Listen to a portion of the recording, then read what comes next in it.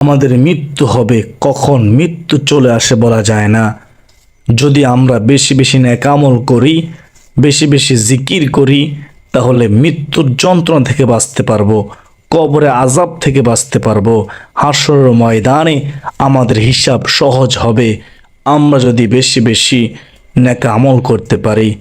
তাই আমি গুনাহগার আপনাদেরকে এমন 3টি জিকির আমল সম্পর্কে বলে দেব, যতদিন বাঁচবেন এ 3টি জিকির আমল করতে ভুলবেন না ইনশাআল্লাহ। কোরআনিক ট্রিটমেন্ট ওয়ান ইউটিউব চ্যানেলের সুপ্রিয় দিনী ভাই ও বোনেরা, উঠতে বসতে চলতে ফিরতে সব সময় আপনারা জিকিরটি করুন।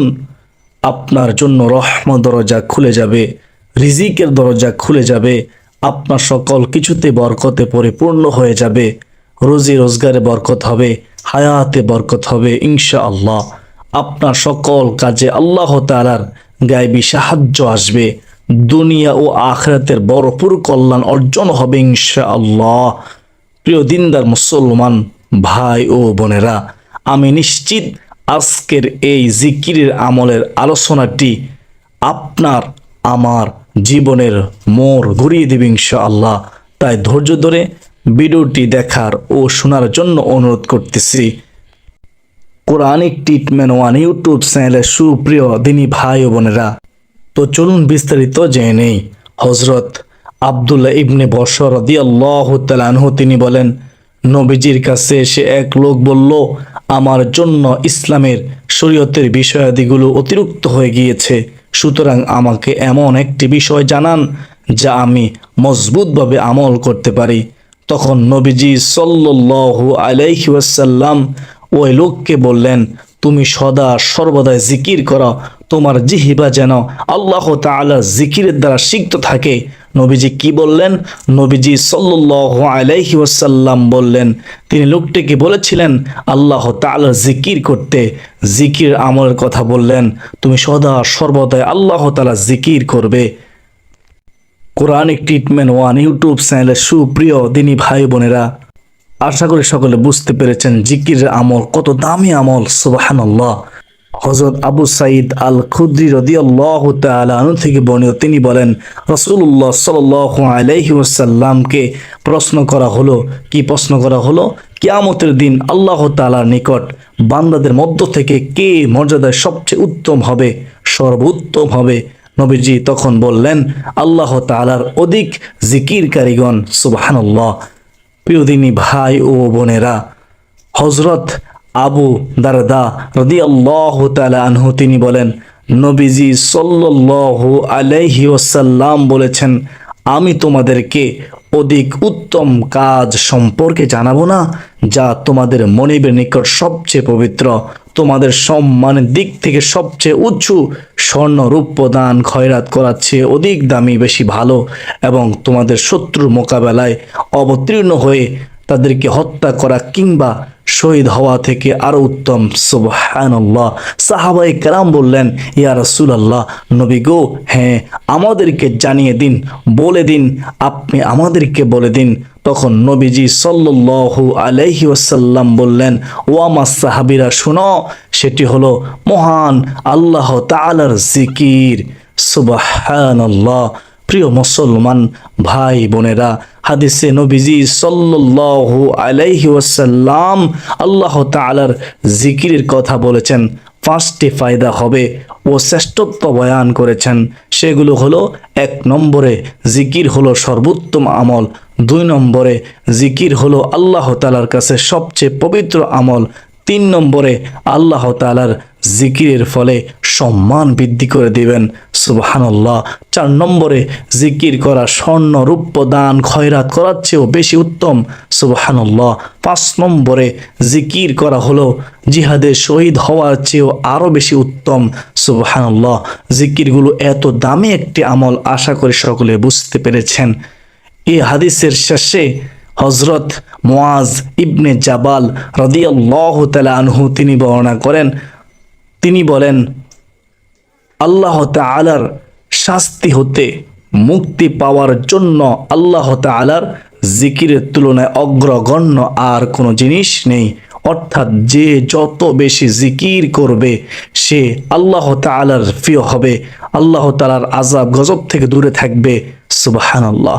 প্রিয় দর্শক, কিয়ামতের দিন অধিক জিকিরকারীগণ সবার আগে জান্নাতে অগ্রসর হয়ে যাবে। জিকিরের ব্যাপারে সবচেয়ে সুন্দর একটি হাদিস হলো, প্রিয় মুসলমান ভাই ও বোনেরা শুনবেন মনোযোগ দিয়ে। হযরত আবু হুরায়রা রাদিয়াল্লাহু তাআলা আনহু তিনি বলেন, আল্লাহ তাআলার একদল ফেরেশতা আছেন যারা আল্লাহ তাআলার জিকিররত লোকদের খুঁজে খুঁজে পথে পথে ঘুরে বেড়ান। যখন তারা কোথাও আল্লাহ তাআলার জিকিররত লোকদেরকে দেখতে পান, তখন ফেরেশতারা পরস্পরকে ডাক দিয়ে বলেন, তোমরা আপন আপন কাজ করার জন্য এগিয়ে আসো। তখন তারা তাদের নূরের পাখাগুলো দিয়ে সে নিকটবর্তী আকাশ পর্যন্ত তাদেরকে ডেকে ফেলেন। সুবহানাল্লাহ। তখন ওই ফেরেশতাদেরকে আল্লাহ তাআলা জিজ্ঞাসা করেন, আমার বান্দা কি বলতেছে? ফেরেশতারা তারা বলেন, আপনার পবিত্রতা বর্ণনা করতেছে, আপনার শ্রেষ্ঠতর ঘোষণা দিচ্ছে, তারা আপনার গুণগান করতেছে, প্রশংসা করতেছে, আপনার জিকির করতেছে এবং আপনার মাহাত্ম্য প্রকাশ করতেছে। তখন আল্লাহ তাআলা জিজ্ঞাসা করবেন, তারা কি আমাকে দেখেছে? তখন ফেরেশতারা বলবে, হে আমার প্রতিপালক, আপনার শপথ আপনাকে তারা দেখেনি। আল্লাহ তাআলা বলবেন, আচ্ছা তবে যদি তারা আমাকে দেখতো তখন তারা কি করত? ফেরেশতারা বলেন, যদি তারা আপনাকে দেখতো তাহলে তারা আরো অধিক অধিক পরিমাণে ইবাদত করত, আরো অধিক পরিমাণে আপনার মহত্ব ঘোষণা করত, আরো অধিক পরিমাণে আপনার পবিত্রতা বর্ণনা করত। বর্ণাকারী তিনি বলেন, তখন আল্লাহ তাআলা বলবেন, তারা আমার কাছে কি চায়? তখন ফেরেশতারা তারা বলবে, তারা আপনার কাছে জান্নাত চাই। তিনি আবার জিজ্ঞাসা করবেন, ও আমার ফেরেশতারা শুনো, তারা কি জান্নাত দেখেছে? ফেরেশতারা বলবেন, না, আপনার সত্তার কসম তারা জান্নাত দেখেনি। আল্লাহ তাআলা আবার জিজ্ঞাসা করবেন ফেরেশতাদেরকে, যদি তারা জান্নাত দেখতো তবে তারা কি করত?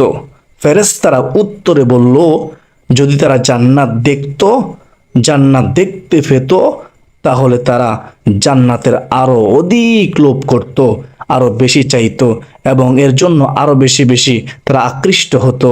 আল্লাহ তাআলার ফেরেশতাদেরকে আল্লাহ তাআলা জিজ্ঞাসা করেন, তারা কি থেকে আশ্রয় চায়? তারা কি থেকে আশ্রয় চায়? ফেরেশতাগণ বলবেন, তারা জাহান্নাম থেকে আশ্রয় চায়। তিনি আবার জিজ্ঞাসা করবেন, ও আমার ফেরেশতারা শুনো, তারা কি জাহান্নাম দেখেছে? জবাবে ফেরেশতারা বলবে, আল্লাহর কসম হে প্রতিপালক, তারা জাহান্নাম দেখেনি। আল্লাহ তাআলা আবার জিজ্ঞাসা করবেন ফেরেশতাদেরকে, ও আমার ফেরেশতারা শুনো, তারা কি জাহান্নাম দেখেছে? তারা যদি জাহান্নাম দেখতে পেত তাহলে তারা কি করত? ফেরেশতারা জবাব বলে, হে আমার প্রতিপালক, হে আল্লাহ, তারা যদি জাহান্নাম দেখতো তাহলে তারা সেখান থেকে পালিয়ে যেত এবং অত্যন্ত বেশি পরিমাণে ভয় করত।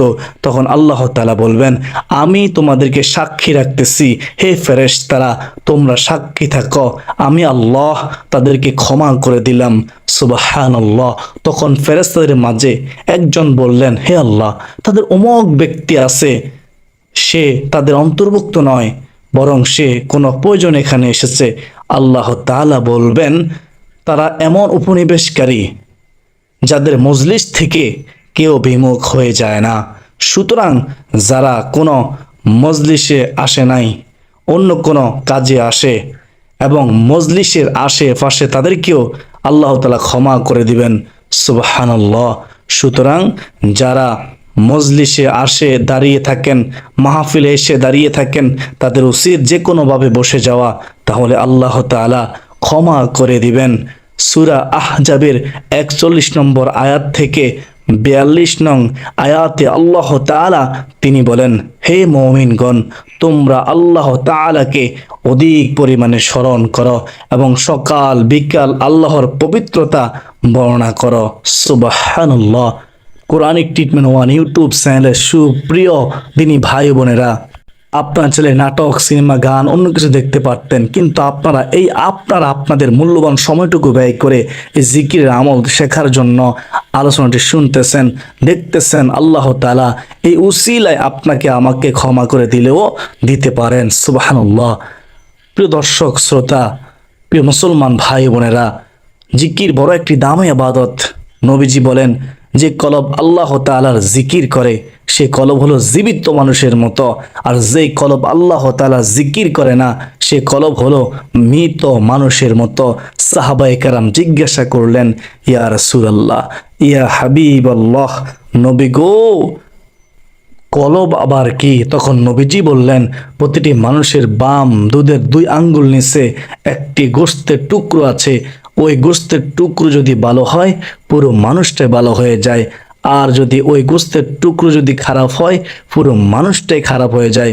নবীজি তখন বললেন, ও আমার সাহাবীরা শোনো, সে গোশতের টুকরোর নামই হলো কলব, অন্তর, হৃদয়। মানুষ যখন একটি গুনাহের কাজ করে তখন সেই গোশতের টুকরোর মধ্যে একটি কালো দাগ পড়ে যায়। যখন সে 2টি গুনাহের কাজ করে তখন সেই গোশতের টুকরোর মধ্যে আরো একটি কালো দাগ পড়ে যায়। যখন সে এমনিভাবে গুনাহ করতেই থাকে তখন দাগ বাড়তেই থাকে। এক সময় সে কলবটা অন্ধকার হয়ে যায়, সে গোশতের টুকরোটা একেবারে অপবিত্র হয়ে যায়, অন্ধকার হয়ে যায়।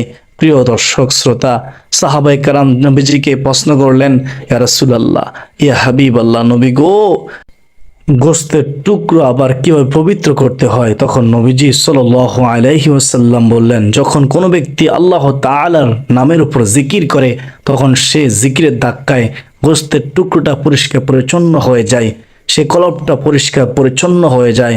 সুবহানাল্লাহ। সে গোশতের টুকরোর মধ্যে শয়তান আর বাসা বাঁধতে পারে না।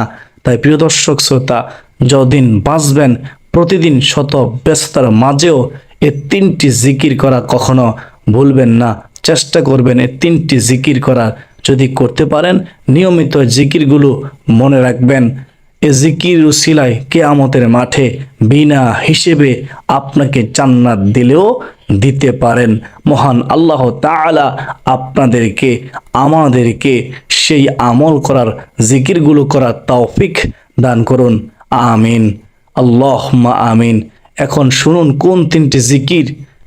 1 নম্বরে যে জিকিরের কথা বলবো সে জিকিরটি হলো হযরত আবু হুরায়রা রাদিয়াল্লাহু তাআলা আনহু, তিনি বলেন, কোনো বান্দা যদি একনিষ্ঠতার সঙ্গে দিল থেকে মন থেকে আল্লাহ তাআলাকে বিশ্বাস রেখে লা ইলাহা ইল্লাল্লাহ বলবে, তার জন্য আকাশের সকল দরজা খুলে দেওয়া হবে। অতএব উক্ত কালিমা আরশে আজিম পর্যন্ত পৌঁছে যায় যতক্ষণ না তার গুনাহ ক্ষমা করা হয়। সুবহানাল্লাহ। লা ইলাহা ইল্লাল্লাহ এমন একটি জিকির যা সব সময় পড়া যায়, ঠোঁট নাড়ানো ছাড়াও পড়া যায়, মানুষের সামনে বসে থাকলেও বসে বসে পড়া যায়। এই জিকিরটি করতে পারবেন, একেবারে সহজ, কেউ বুঝতে পারবে না। আল্লাহ তাআলাকে খুশি করার জন্য পড়বেন, তাহলে আসমানের সকল দরজা আপনার জন্য খুলে যাবে। সুবহানাল্লাহ। আপনার সকাল সন্ধ্যায় নিয়মিত এই জিকিরটি করবেন। যে কোনো সময় আপনি সুযোগ পাবেন সেই সময় পড়বেন। বিশেষ করে মা বোনেরা, আপনারা রান্না করতেছেন, সংসারের কাজ করতেছেন, পড়ুন মনে মনে লা ইলাহা ইল্লাল্লাহ। বিশেষ করে মা বোনেরা, আপনারা অবশ্যই এই জিকিরটি করার চেষ্টা করবেন। আর আপনারা যারা পুরুষ আছেন, আপনারা অফিস আদালতের মধ্যে যারা কাজ করেন তারা কাজ করার সময় পড়বেন। খেতে খামারে যারা কৃষি কাজ করেন তারাও সময় ফেলে পড়বেন। এই জিকিরটি করতে পারেন। অনেক ফজিলতপূর্ণ একটি জিকির, দামি জিকির। মুসলমান ভাই বোনেরা, হাদিসের মধ্যে এসেছে, যদি এক পাল্লায় লা ইলাহা ইল্লাল্লাহ রেখে দেওয়া হয় আর আরেক পাল্লায় যদি তামাম জাহান সৃষ্টিকুল 7 আসমান 7 জমিনকে রেখে দেওয়া হয়, তারপরেও লা ইলাহা ইল্লাল্লাহ জিকির সবচেয়ে বেশি ওজন হবে। প্রিয় দর্শক, আমরা এই জিকিরটি করার চেষ্টা করব ইনশাআল্লাহ। আল্লাহ তাআলা যেন এই জিকিরটি আমাদেরকে করার তৌফিক দান করেন। আমিন। তারপর 2 নম্বরে যে জিকিরের কথা বলবো শুনেন সে জিকিরটি হলো ইবনে ওমর রাদিয়াল্লাহু তাআলা আনহু, তিনি বলেন, একদিন আমরা রাসূলুল্লাহ সাল্লাল্লাহু আলাইহি ওয়াসাল্লামের সঙ্গে নামাজ পড়তেছিলাম।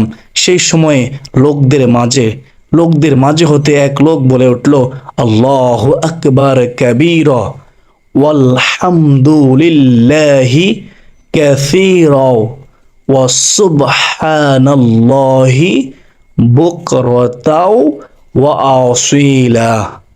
আল্লাহু আকবার কাবীরা ওয়ালহামদুলিল্লাহি কাসীরা ওয়া সুবহানাল্লাহি বুকরাতাও ওয়া আসীলা।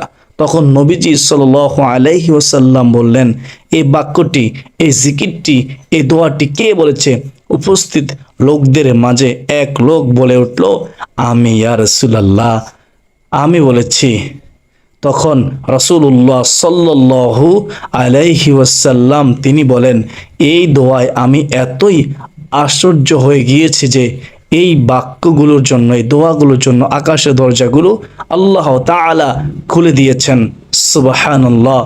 ইবনে ওমর রাদিয়াল্লাহু তাআলা আনহু তিনি বলেন, আল্লাহ রাসূল সাল্লাল্লাহু আলাইহি ওয়াসাল্লামের কাছ থেকে যখন আমি এই কথা শুনেছি, শোনার পর থেকে কখনো এই দোয়া পাঠ করা পরিহার করেনি। সুবহানাল্লাহ। আল্লাহু আকবার কাবীরা ওয়ালহামদুলিল্লাহি কাসীরা ওয়া সুবহানাল্লাহি বুকরাতা ওয়া আসীলা। প্রিয় দর্শক, এখন আমরা তৃতীয় নম্বর জিকির সম্পর্কে জানব। তৃতীয় নম্বর জিকিরটি হলো আস্তাগফিরুল্লাহ। এটা একটি জিকির, এটা একটি আমল। এই আমল করলে আপনার দুনিয়ার সকল নেক মাকসুদ আশা পূরণ হবে, অভাব অনটন দূর হবে, গায়েবী সাহায্য শক্তি পাবেন। যেমন সূরা হুদের মধ্যে আল্লাহ তাআলা বলেন, হে আমার কওম, তোমাদের পালনকর্তার কাছে তোমরা ক্ষমা প্রার্থনা করো, ক্ষমা চাও, অতঃপর তারই প্রতি মনোনিবেশ করো। তিনি আসমান থেকে তোমাদের উপর বৃষ্টি প্রেরণ করবেন এবং তোমাদের শক্তির উপর আরো শক্তি আল্লাহ তাআলা বৃদ্ধি করবেন। তোমরা কিন্তু অপরাধীর মতো বিমুখ হয়ে যেও না। সুতরাং যে কোনো কাজে মনে প্রাণে ইস্তিগফার করুন, সে কাজে আর ক্লান্তি অনুভব হবে না, কষ্ট অনুভব হবে না, দুঃখ অনুভব হবে না, কারণ আল্লাহ তাআলা শক্তি বাড়িয়ে দিবেন ইনশাআল্লাহ। এই ইস্তিগফার দ্বারা মনের শান্তি আসে। আল্লাহ তাআলা আরো বলেন, আর যারা বিশ্বাস স্থাপন করে এবং তাদের অন্তর আল্লাহ তাআলার জিকির দ্বারা প্রশান্তি লাভ করে, জেনে রেখো আল্লাহ তাআলার জিকির দ্বারাই অন্তরসমূহ শান্তি পায়। সুবহানাল্লাহ। আর যাদের হৃদয়ে প্রশান্তি হয়ে যায় তাদের জন্য আল্লাহ তাআলা সূরা ফজরের মধ্যে সুসংবাদ দিয়ে বলেন, তুমি তোমার পালনকর্তার নিকট ফিরে যাও এবং সন্তুষ্ট ও সন্তোষভাজন হও। বলুন না সুবহানাল্লাহ। আল্লাহ তাআলা আরো বলেন, অতঃপর আমার বান্দাদের অন্তর্ভুক্ত হয়ে যাও এবং আমার জান্নাতে প্রবেশ করো। মহান আল্লাহ তাআলা বলেন, সুতরাং জিকির করলে অন্তরে প্রশান্তি আসে, অন্তরে শান্তি আসে।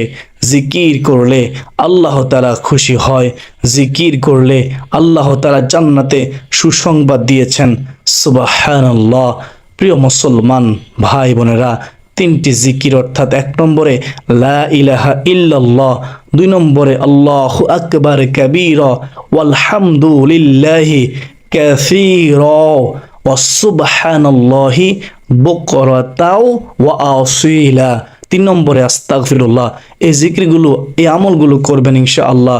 এই জিকিরগুলোর উপকারিতা আমি প্রথমে বলে দিয়েছি প্রিয় মুসলমান ভাই বোনেরা।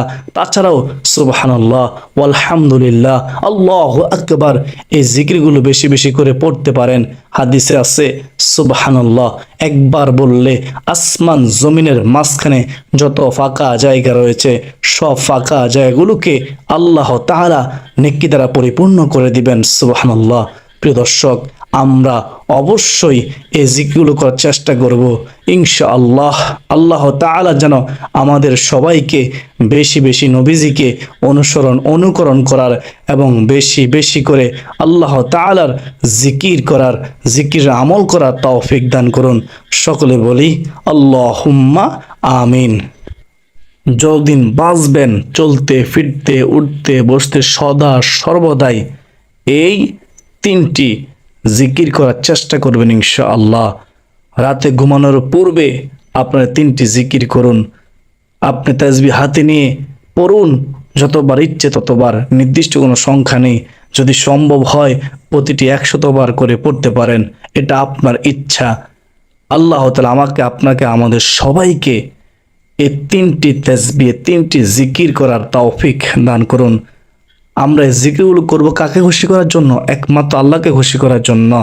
আমি মনে করি যেহেতু আজকের আলোচনা অনেক গুরুত্বপূর্ণ ছিল, তাই আপনার শেয়ার করে দিবেন, অসংখ্য মানুষ জানবে, শিখবে, 3টি জিকির আমল করবে। আমি আপনি কবরে যাওয়ার পরেও এই সওয়াব পাবো ইনশাআল্লাহ। তো আপনার পরিবার, পরিজন, আত্মীয় স্বজন, বন্ধু বান্ধব সবার কাছে শেয়ার করে দিবেন ইনশাআল্লাহ। এবং কমেন্টে আপনার মূল্যবান মতামত জানান। যদি কোনো আপনার প্রশ্ন থাকে কমেন্টে করতে পারেন, উত্তর দেওয়ার চেষ্টা করবো ইনশাআল্লাহ।